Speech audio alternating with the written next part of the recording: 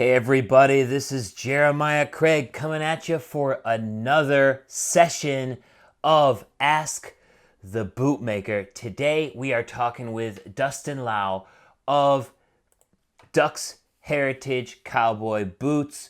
And here he is. We're bringing in Dustin right now. Let's get right to it. Hey Dustin, how's it going? It's good. How about you? Spectacular. It's great to see you. Awesome. Thank you for having me. Cool. Thanks for joining me today. Let's jump right into the cowboy boot conversation here. And I want to start out with a question from Little Bree on Instagram because it's like the first question that feels right to start with. Why did you get into boot making, and what's the story behind the Ducks Heritage name? Okay, it's a very long answer for that question. The first part, why did I get into it? I'm a fourth generation leather worker. My parents, my grandparents, or my grandpa and my great grandfather were all leather workers. Um, Back in the late 80s, early 90s, I wanted to be a saddle maker because at the time I had considered saddle making to be the top of the leather game, that you couldn't do any leather craft and get any higher than saddle making. So back in the early 90s, we didn't have the internet. And I think I recall Western Horseman magazine having a little advertisement in the back for saddle making school. But we didn't have YouTube. We didn't have Google that you could go check out how to learn how to make saddles. So right after high school, I was just trying to find my way. Started college, went to college a little bit. Leather working was kind of on the back burner for me. Did you go to college for leatherworking? No, not at all. Just it was just general. In fact, I never finished.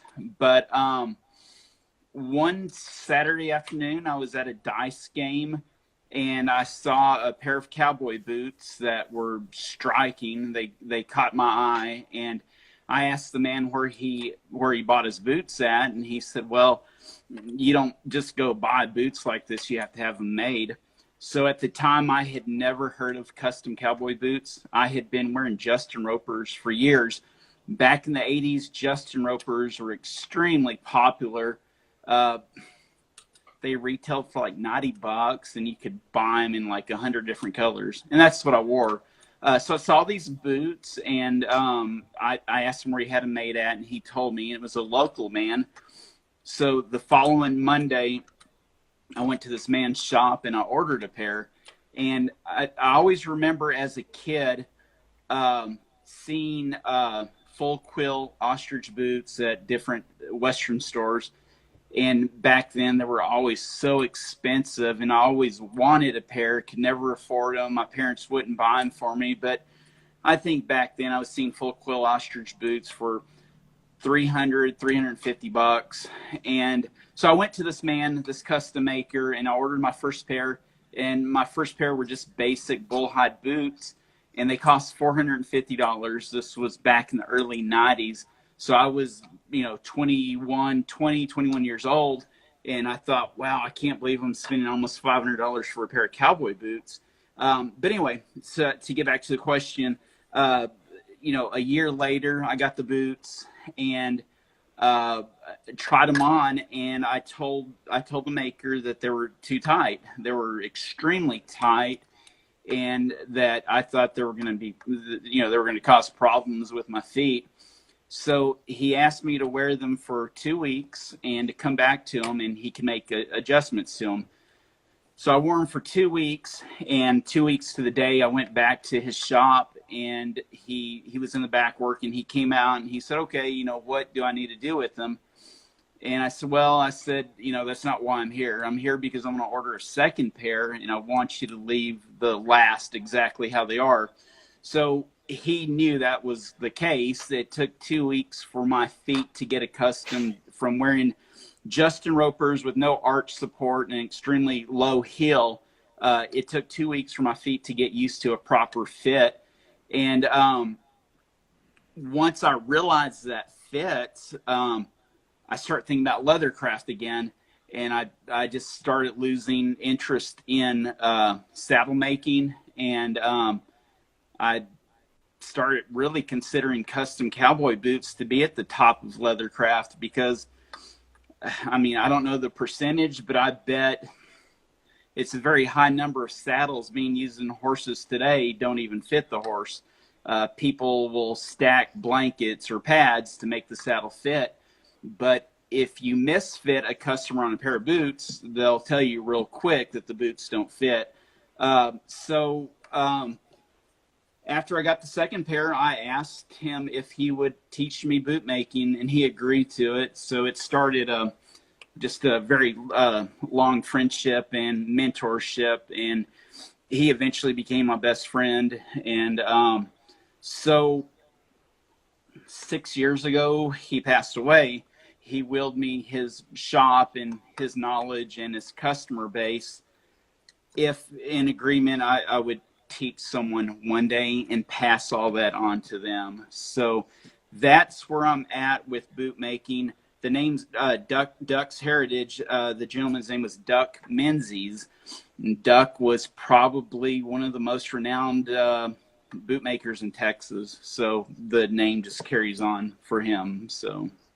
And he made your first pair of custom boots ever. Yeah, the first two pair, absolutely. I still wear them. In fact, the first pair was made in 94. The second pair was made in 95. The pair that was made in 95, we wear them quite often. So they're still going strong. I guess I'll be buried in them one day, maybe. That's awesome.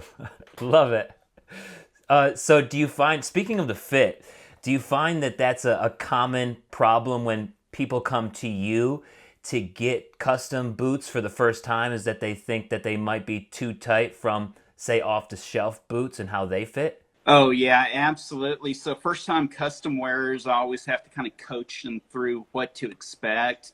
And I've used that same give them 2 weeks if we need to make adjustments. So most people are used to wearing a factory boot that doesn't have an arch support. The arch support on a pair of cowboy boots is everything. Jeremiah, I can never claim to be corrective, but I do know that if you support the foot correctly, you take care of knee problems, you take care of sciatic nerve problems, shoulder problems. One of the biggest misconceptions about cowboy boots is that they're uncomfortable and you can only wear them for a few hours. And that's the furthest thing from the truth. If you have a proper fit and if you're supporting the arch, you can wear a pair of cowboy boots 24 hours straight with no problems. No doubt. I think that's, I'm so glad you brought that up because I think that is one of the most popular misconceptions too. I mean, just looking on Twitter and searching different comments, people just give up on cowboy boots because they don't feel like they can get the right fit. But it's so incredible how comfortable they can be once you do have the right fit. And I've never even had a custom pair. So that's still on my list at some point. But just knowing that they can be comfortable is everything. Well, if I can interject, I see a lot Yeah. of comments on social media, people inquiring about these cushioned insoles.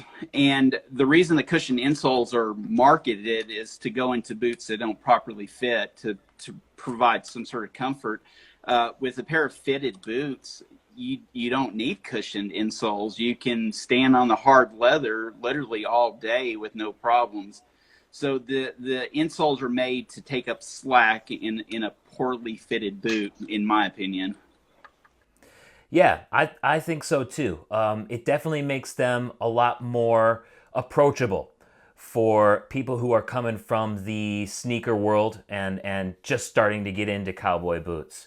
How do you look at the fit of cowboy boots as far as like the sizing is concerned? Because we were talking, I think last week, about a 12B or a 10D and those sizes and how they relate to off-the-shelf boots. But from your perspective as a custom bootmaker, how does that come across to you? Yeah, so shelf sizing, be it a 12B, a 10C, whatever, that has no meaning to me. I often get asked, hey, I've got a huge wide foot. Can you make a 12 double E? And you know, it's very hard to answer that, but I tell the customer the short answer is yes, I can make them, but I have to measure your feet because I have no idea what a 12 double E is. My understanding is different manufacturers have different last, and it equates to different sizing. So a 12 double E may be different from Justin to Nakona or whatever. So yeah, the shelf sizing absolutely it goes away whenever you get a pair of custom boots. I've got some last for illustration, but the first thing that I want to look at is heel measurement when determining last, and the heel measurement may not necessarily mean anything to anyone out there, but I also check from ball to heel, and there's different ways in which I select a last, but as far as a standard sizing, it doesn't apply here. Interesting. So how does that relate to the size of the last? Like, does the last have a size that you would be using? Yeah, so the last manufacturer, they actually do put a sizing. This is kind of wore out, but on this one you can see they actually do size it. This is a 7.5 double eight. You can see it's a real long, narrow last, but again, that doesn't mean anything to me. I do take one measurement in my process that helps me get in the ballpark of the last that I want to use. And that's the only place it would apply for me. So, but everything, I take 9 measurements per foot. So, there's other measurements besides just the length and the width that are, for me, are more important for the fit. So, What is the most important measurement? The heel measurement is going to determine how hard or how easy the boot goes on, and the instep is going to keep your foot from sliding down and your toes jamming into the toe box. So for me, it's the long heel measurement and the instep are the absolute two most important measurements. You can misfit a pair of boots, but if you get those two measurements right, then the boots are going to fit probably better than what most people buy in the store anyway. No doubt. Cool. So going back to you being a custom boot maker, I'm curious to hear, what does being a custom boot maker mean to you? Well, it's probably the most self-gratifying thing I've ever done in my life. It's taking a pile of leather and after a 40 or 50 hour process, turning it into something that someone can wear, something that's better than what's being mass produced. That's the big thing about it for me. I'm about as niche as a bootmaker as you can get. I'm a one-man shop, so the whole process from taking the measurements of the foot to handing over a complete boot is only done by me. There's just something really, really magical about that. It's just a very neat feeling. And then again, also, as I said, knowing that you can do it better than what factories are doing. You're employing tools that are sometimes 100 years old. I'm using stitchers that are, made in the 30s. So there's some nostalgia behind that also. And when you're holding an antique hammer in your hand and you're driving pegs or whatever, you think about the journey that hammer went through. Whose hands was it in prior to yours? And what kind of footwear did it make? It may not have been cowboy boots. It may have been shoes in Italy or something. And so each tool that's in my shop I do have some current manufactured sewing machines in here, but the antique tools, they've all gone to a journey to get to me. And they're still on their journey because I'll pass them on to someone else one day. So there's a lot of nostalgia in it. It's just again, it's self-gratifying. You know what? I've kind of been a failure at everything in my life. As I said, I didn't finish college, made mistakes along the way, but bootmaking is something that I can identify with. And something that, and I'm not saying that I do it well, but, again, being able to hand over a pair of boots to someone, you think, wow, I did that. I made that, it feels real good. I think you're being overly humble. I mean, your boots look pretty badass to me. I appreciate it, and it's a puzzle. When you're doing boots, you're taking the measurements, you're taking intuition, how you're trying to get the boots to fit. So it's like a mystery novel, and you're trying to get to the last page, and you're putting all these pieces together. You're forming opinions how the boot's going to fit, how you want it to fit. The saying in bootmaking is not only are you trying to fit their feet, you're trying to fit their head also. And what I mean by that is you're trying to fit how, ultimately the customer's always right. So you're trying to fit what they think a proper fit is. You can fit a boot perfectly, but if the customer doesn't think it fits, then you've misfit it. So unfortunately, there's a percentage of boots sometimes I have to make a small adjustment to, but even if the fit in my mind the fit was perfect, again, you don't know what someone feels. They can only describe it to you, and you have to assume to the extreme. I think someone says a boot's snug on the instep, I always have to ask them, okay, is it snug as in uncomfortable, or is it painful? Because if it's uncomfortable, just wear the damn boot till you break it in. But if it's painful, then probably there has to be an adjustment to it. So Here's a good question from Barry Rosenstein. If something's off, how do you fix it?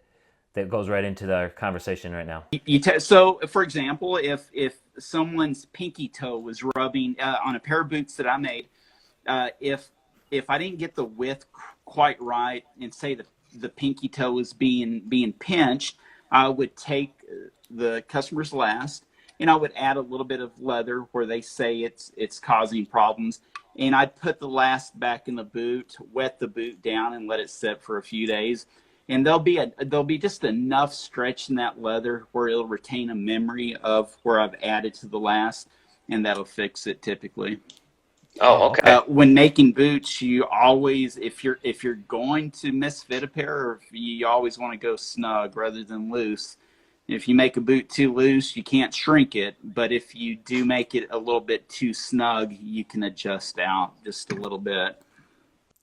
I have seen a video on your Instagram, though, of you effectively shrinking the instep of a boot, though. What's the process about that? Yeah, so that was a customer of mine in Korea had bought a pair of, he was here in the United States to pick up his boots, and he had a pair of secondhand boots that he picked up from someone, and they were too loose on them. And I'd always heard of a very high, fast, intense heat drawing up the grains of the leather and shrinking it. And they were very inexpensive boots. And I told him about it, and he was like, hey, let's try it, So I took, I don't know what maybe it was just 99% alcohol that you buy at the store. And we soaked the boot, and I lit it, and it actually caught fire, but the fast, intense heat did shrink it up, and we were able to. It was crazy. I'd never done that before, but we were able to make the boot fit. So he was very pleased with that. So I don't mind telling people that. It's like set fire to the boot, how it'll shrink it. Have a bucket of water handy. But that's the only way that you've come across a way to shrink a boot without relasting?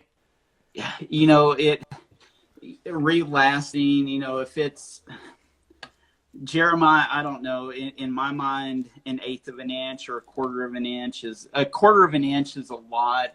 If you make a boot 3/8 too big, I feel like you've misfit it.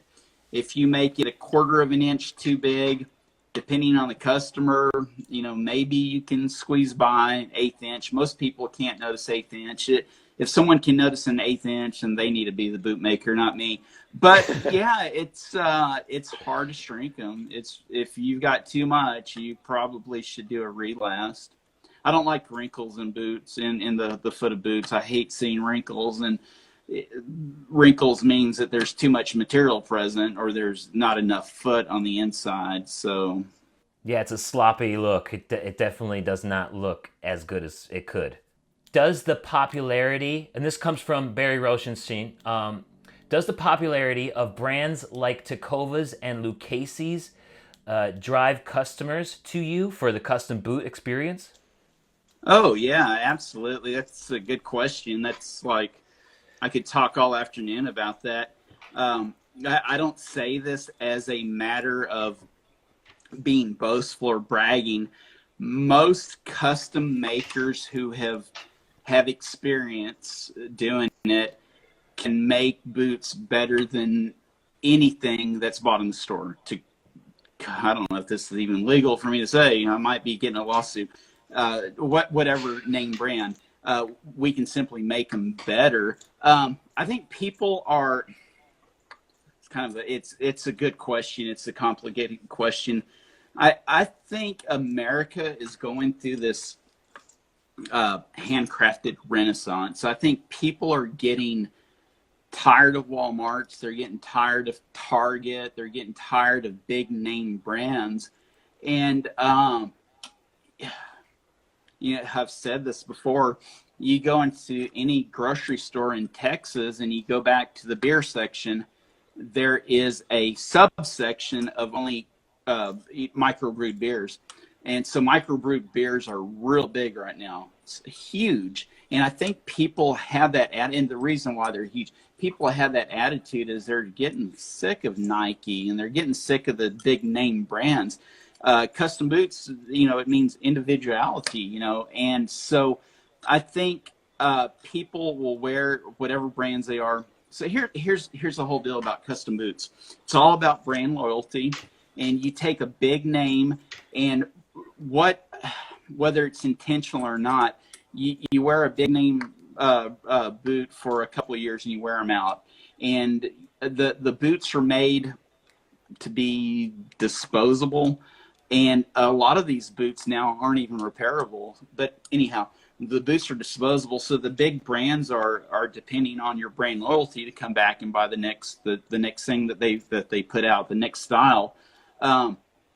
I think people are tired of that, and a pair of well-made custom boots will last 20 years or better, even with hardware, and so I think people want to get the bang for their buck.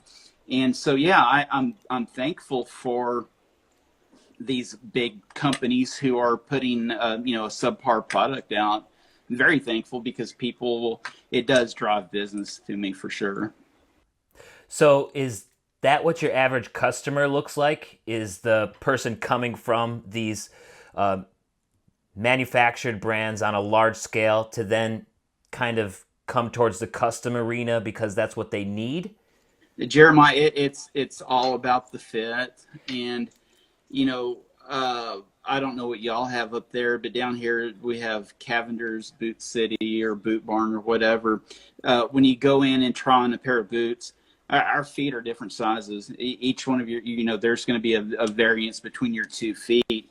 So when you buy a pair of shelf boots, you typically have to make a compromise on the fit somewhere. One foot fits or one boot may fit extremely well, the other one not so well, but you make a compromise. So my customer base, first of all, I don't have an average customer. It's mostly working class people.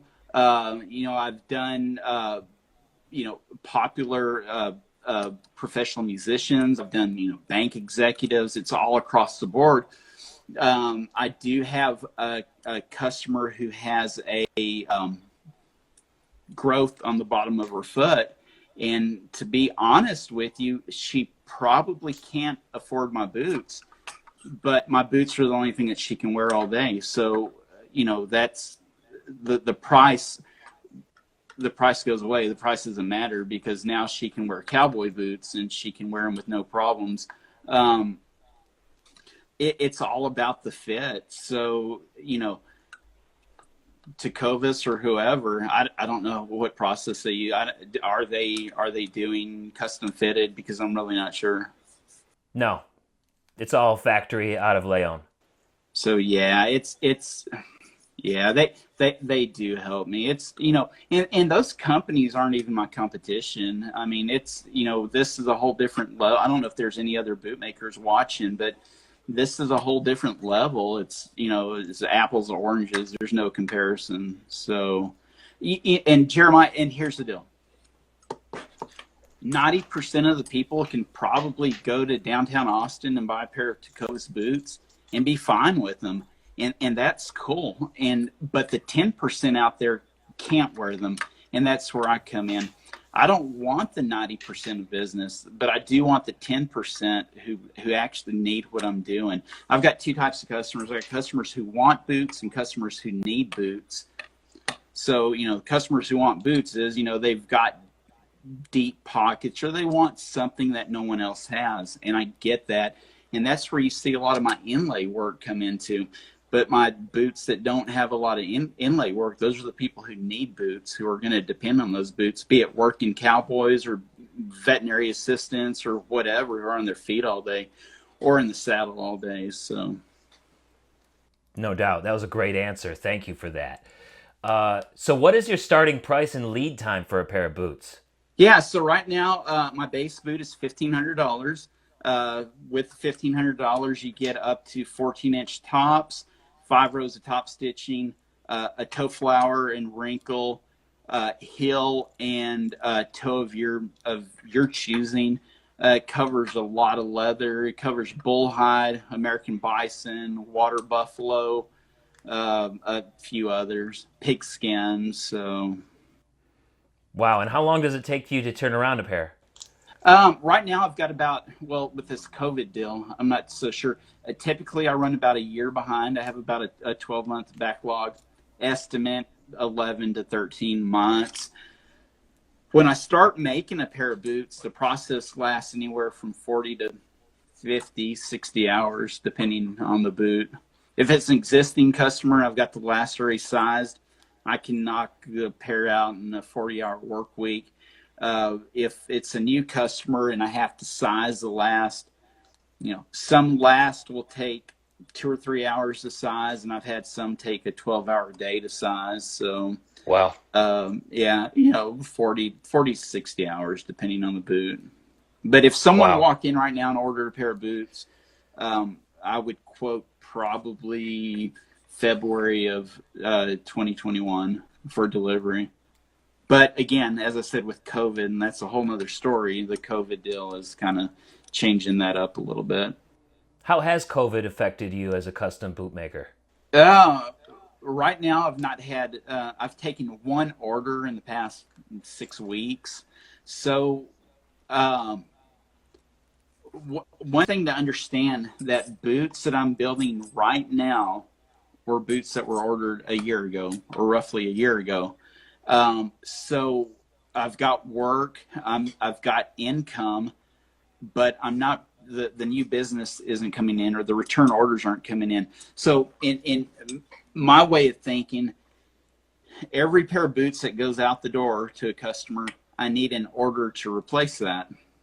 So if I made 30 pair of boots a year, then I need to take 30 orders a year, whatever the number is. If I'm not taking as many or more orders a year than boots going out, then I eventually work myself out of a job. So that's what COVID's done to me. People aren't ordering boots right now, or just very, very few are. I get lots of inquiries right now, but right now people aren't ordering boots. So it's a little bit scary. But I do have work for, if I don't get cancellations, people get scared. It's like, oh gosh, we better cancel our boots. As long as that doesn't happen, I've got solid work for probably 8 to 10 months right now. So as soon as this whole pandemic ends and goes away, maybe you'll get in more orders than to make up for this time, or? I think I'll be so busy as soon as this goes away. I think it's going to be wonderful. I think my 12 months may turn to 24 months. I'm very confident in that. One of the things I see COVID's doing, it's, I hate looking at the negative of anything and try to look toward the positive of it, is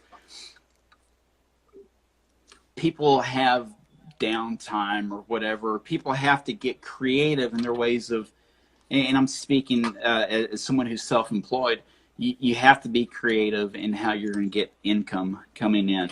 And so what I think this COVID is going to do, and not just boot making and just not leatherwork, and you can quote me on this later on, it's going to be music, it's going to be the arts. There's going to be a huge renaissance of just new creativity coming out of this. It's going to be amazing what we see a year from now, that people are sitting there on their couch eating Cheetos and they have this idea and it's like, wow, let's do this. Let's try this. And then next thing you know, you've got the next big thing.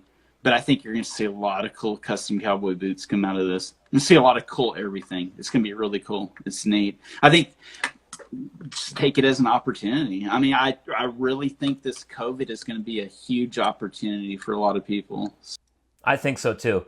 I think too many people are living in fear and not seeing the amount of opportunity that we have right now. I mean, the amount of content that I've been producing and the amount of stuff that I've been doing musically has just been triple of what I've done before it. I mean, even this live stream that we're doing right now, I wouldn't have pursued if this whole COVID thing wasn't prohibiting me from going out in the world.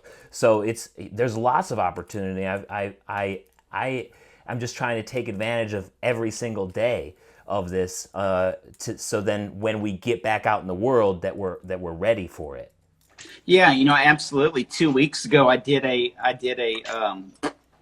tutorial on my inlay work on Facebook to supplement the deposit I'm losing from people not coming in, and I'd never done that before, and it was hugely successful. It was really cool. So, I'll probably That's cool.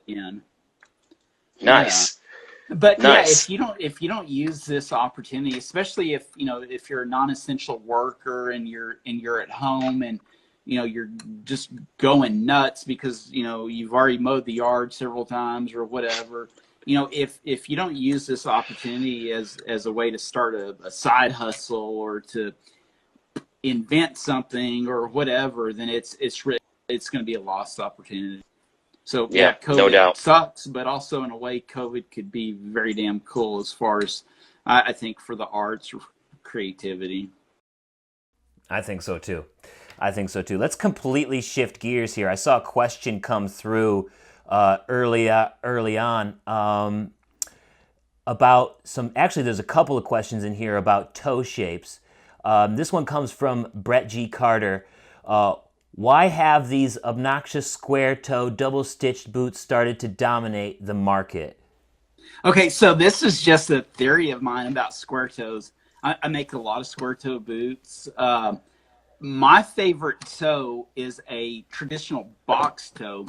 And a box toe makes me think of Roy Rogers, or it makes me think of James Dean in the movie Giant. But a box toe is, and I've got an illustration here for you, a box toe is somewhat of a square toe, and it's got this angle to it that goes back into it. This is a very 1940s shape. It looks very, very cool. But the construction of it is different from the construction of a square toe. So on a box toe, and coincidentally, this last that I've got here just had actually come out of this boot. The insole actually comes up over and makes the end of the toe. So the end of the toe is part of your insole, and it's it takes a little bit more time to make. There's a different way that you do it, and there's a different method that you put your toe box on, and so thinking about a factory setting, it's all about numbers. It's how many boots they can get out, and it's about saving money. So I feel like unless it's some of the older factories, maybe in El Paso or Mexico, factories, I feel like they don't know how to do a box toe. And if they do know how to do it, it's not cost prohibitive to them. So they do square toes. Why this wide, flat toe deal caught on, I have no idea. I said earlier, the customer's always right. If someone wants me to make it and they're willing to pay for it, I'll make it. The double row stitching, it's the craziest thing I ever saw. So I do, obviously I do a single row. I can't really see it. I do a single row on my boots. the glues that we use to hold our soles on are very, very strong glue. And I feel like the glue is so good that I wouldn't have to do any sole stitching, and the soles will stay on just fine. But no bootmaker is not going to stitch their soles, so we do single rows. My way of thinking is, if you do double row, it's like you're saying, well, I don't think my single row is going to be good enough, so let me do a double row to make it better. I feel like it's admitting defeat before you even get started. So single row is fine. The double row has no purpose whatsoever. It's just for looks. And for some reason, the look caught on.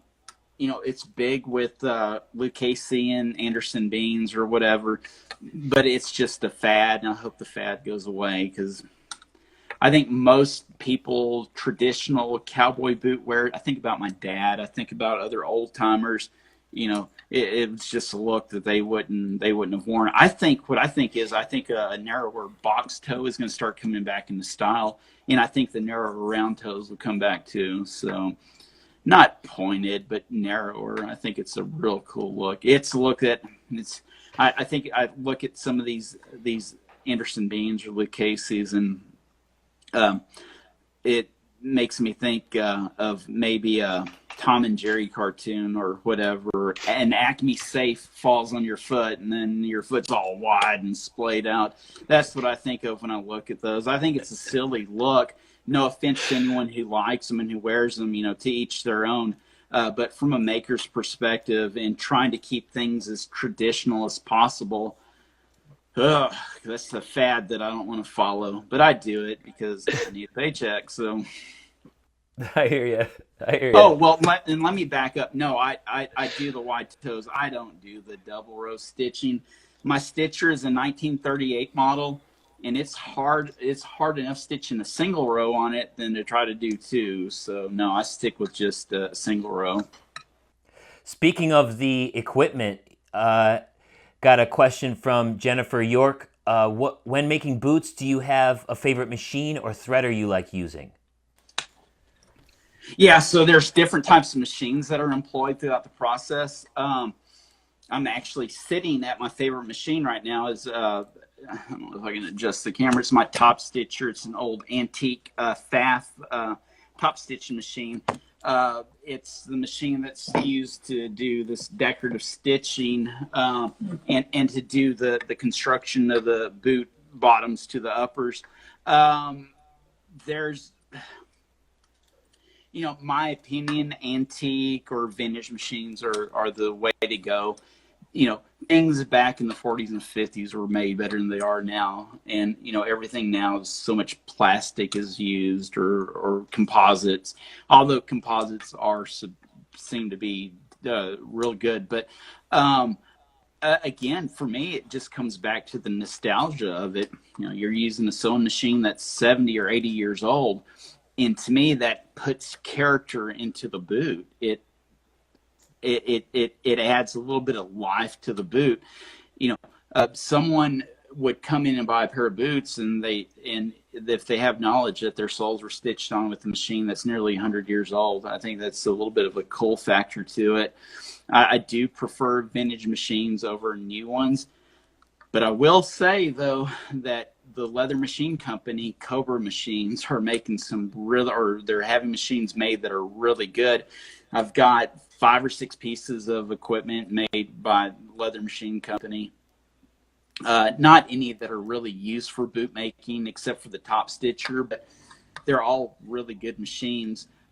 When I do my decorative top stitching, I think the second part of Jennifer's question was I use a number 46 bonded nylon thread, and it's what does the decorative top stitching. Top stitching is what we call it. So here's a boot that's going together right now. This is a inlay, but this number 46 is used on this construction. So what I've done with this boot is I've just laid liners into the boot. So the construction of the boot is you make the top first, and then you attach the vamps, the lining, and then the side welting. And so a number 46 nylon does all of this construction. So this boot will be side seamed next.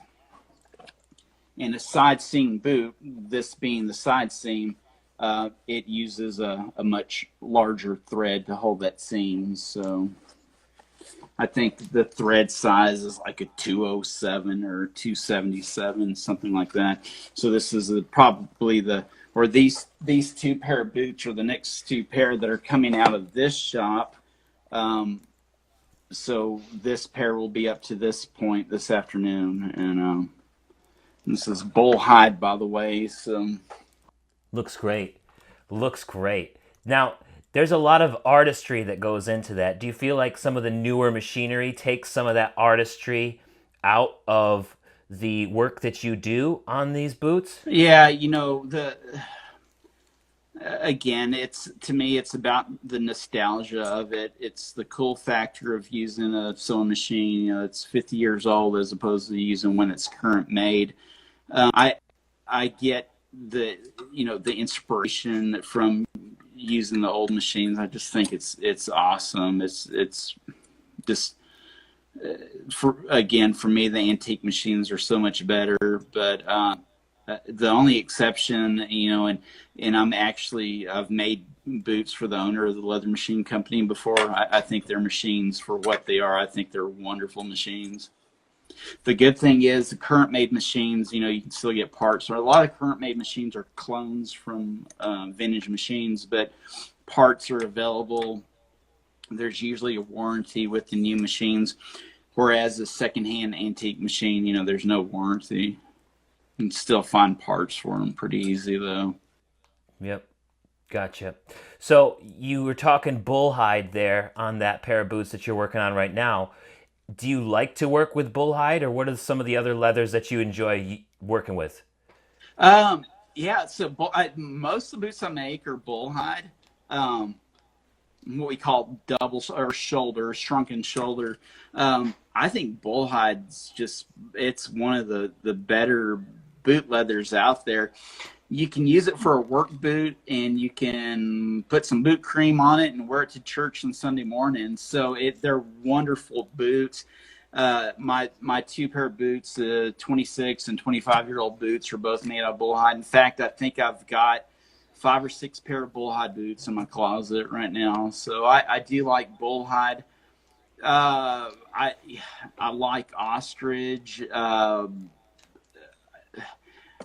Probably my favorite boot leather is probably kangaroo. I told you this on the phone the other day, but I truly think that if God created an animal only for boot making, and while he's doing all this making stuff and thinking, what, the cowboy boots are going to be invented, and whenever, and they're just going to need a good leather for that. And I think that's why kangaroos are on this earth, is for cowboy boots.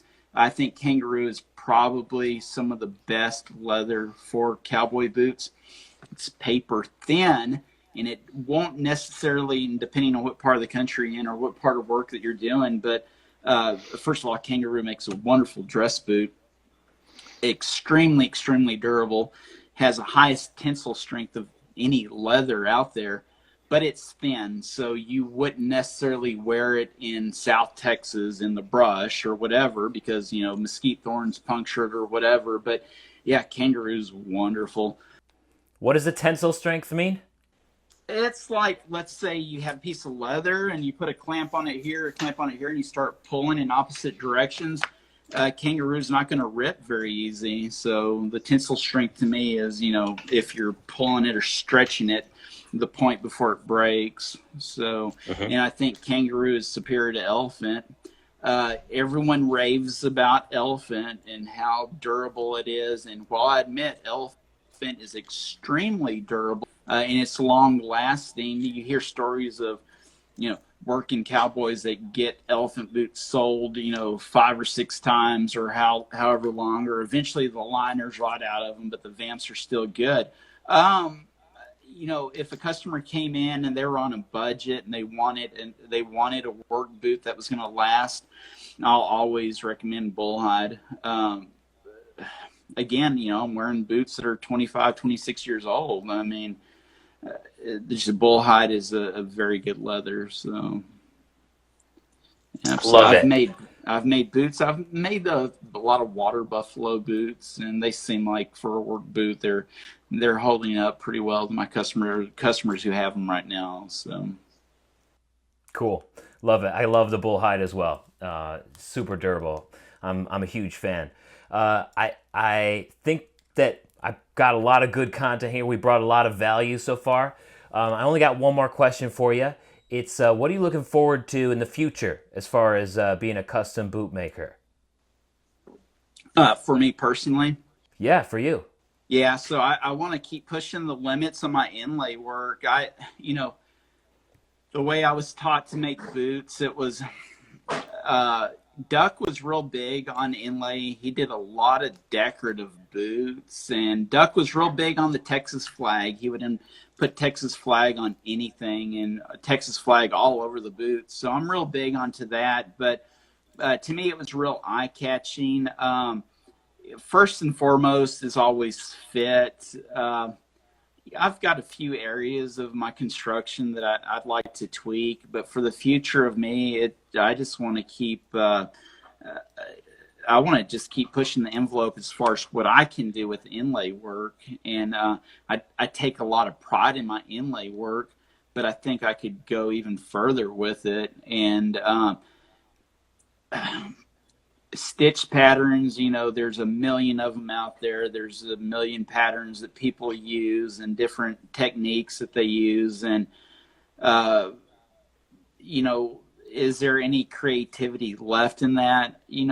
I think there is, but when it comes to inlay work, you can inlay anything into a set of boot tops.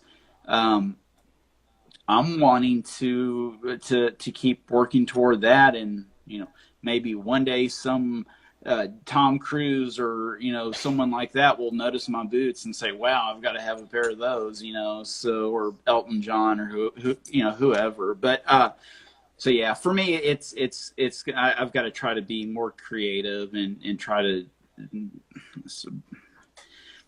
Boots are like a house. You buy a brand new house and you go in and the house is beautiful, and it's got really neat tile on it or whatever, and the walls are painted a pretty color. And you don't see what's behind the sheetrock, or you don't see what's underneath the carpet. So the foundation and the framing are the two most important elements of a house.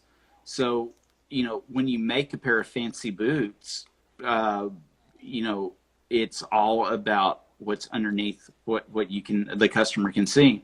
There's certain elements to the boots that you can do that make it better than your competition or make it better than a store-bought boot. And so one of the things that was driven into me very, very early in my apprenticeship was, you can make the prettiest pair of boots in the world. You can have 100 hours invested just in the boot tops, but if the boots don't fit, then they go in the trash. They're not good for anything, or they're not good for anything. So I'm very confident in my fit. I think I've got it down pretty good. So for me, to get back to your question, it's about creativity, I think, in the future, and just trying to do something different or come up with a method that someone hasn't done before, something that's going to catch people's eye, I think. Cool. I'm looking forward to watching you in all your creations. If somebody wanted to order a pair of boots from you, how would they go about doing that? Yeah, so it's a real cool process. I don't do, mail order measuring or anything like that, or Skype measuring. I 100% guarantee the fit of my boots. And in order to do that, I've got to see your feet. So the process that's involved is, unless I happen to be traveling in your direction and come by and measure you, I have to measure in person. So what happens is the customer comes by my location and I measure them and I inspect their feet. I take 9 measurements per foot. I check the flexibility of the foot. I look for bunions. I look for veins, and I'd ask a ton of questions, and things like that. And as I'm measuring, I form an opinion in my head how I want the boots to fit that person. And then after the measuring process, typically measuring takes anywhere from 20 to 45 minutes. And after that, we design the boots. I take the customer back into my workshop and we look at all the leathers and try to get an idea of what they want, what they're going to use the boots for. And again, the customer chooses the toe that they want, the heel that they want. Every little detail on the boot, I'll let the customer pick out. Fortunately, most of my customers tell me, like on the top stitching, to do whatever I want to get creative and do whatever colors I want.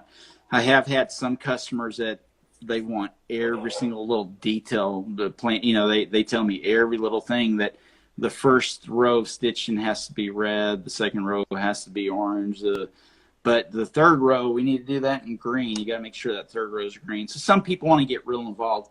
I found out that most people really enjoy the design process.